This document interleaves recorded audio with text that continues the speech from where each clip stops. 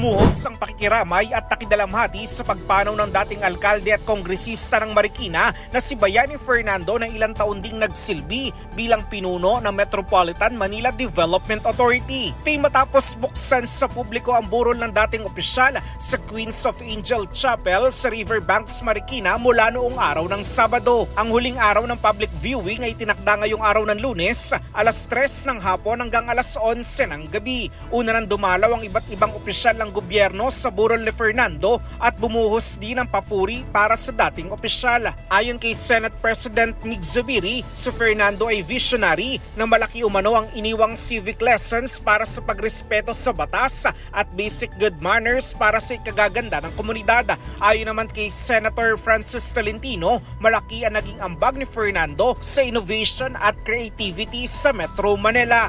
Nagpaabot rin ng pakikiramay ang pamilya at mga dating nakatrabaho ni BF sa MMDA at Marikina Local Government Unit. Si Fernando ay binawian ng buhay sa edad na 77 years old.